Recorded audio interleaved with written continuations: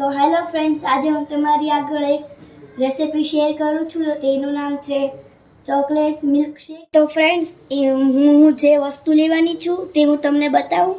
દૂધ, ચોકલેટ, ખાંડ અને પેલી ડેરી મિલ્ક આવે તે ડેરી મિલ્ક. તો સૌ પહેલાં આપણે જે તપેલી લીધી હતી તે તપેલી મૂકશું. ગેસ ચાલુ કરી અંદર દૂધ નાખીશું.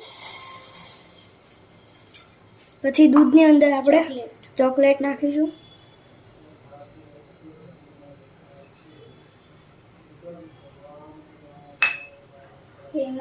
હવે આપણે હાફ સ્ટેબલ ખાંડ નાખીશું. બસ હવે આપણે તેને ધીમા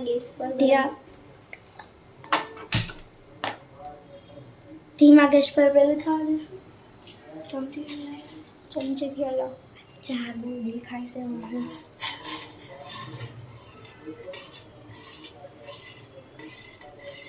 તો ફ્રેન્ડ્સ, આપણું દૂધ બનીને રેડી થઈ ગયું છે. આપણે ગ્લાસને ગાર્નિશ કેવી રીતે કરવું તે હું તમને બતાવીશ. ફ્રેન્ડ્સ, આપણું દૂધ બની ગયું છે. તો ફ્રેન્ડ્સ, આપણે ચોકલેટને થોડીક એવી તોડીશું. પછી આપણે જે ગાર્નિશ માટે જે ચોકલેટ લીધી છે, ચોકલેટ નીકળવાનું નામ એ નથી લેતું,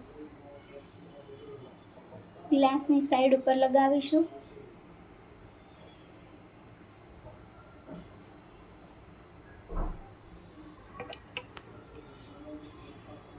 તો ફ્રેન્ડ્સ, આપણે રાખી દઈશું. ઉપરથી થોડું ગાર્નિશ બતાવશું.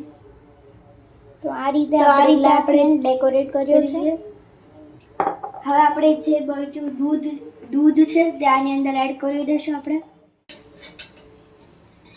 તો ફ્રેન્ડ્સ, આપણે દૂધ અંદર એડ કરીશું.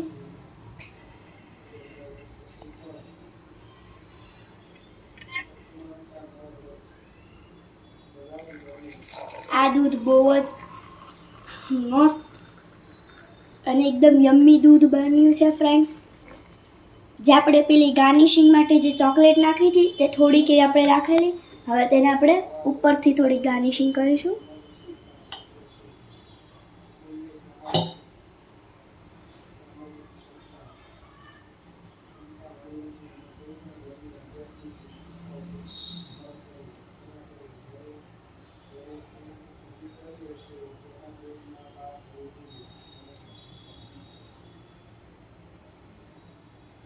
બસ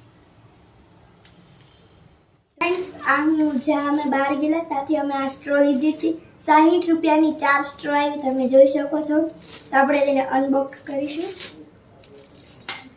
તો 4 છે સ્ટ્રો અને તેની સાથે એક ક્લીનિંગ બ્રશ પણ આપી છે. તો ફ્રેન્ડ્સ, આપણે આ સ્ટ્રોને અંદર મૂકીશું. તો આપણું ચોકલેટ મિલ્કશેક રેડી થઈ ગયું છે. એકદમ ટેસ્ટી અને એકદમ મીઠું બન્યું છે. આ રેસિપી તમે ચોક્કસથી ટ્રાય કરજો. જો તમને મારું મિલ્કશેક ગમ્યું હોય તો લાઈક કરજો, શેર કરજો, કોમેન્ટ કરજો અને સબસ્ક્રાઈબ કરજો. Thank you. Bye bye.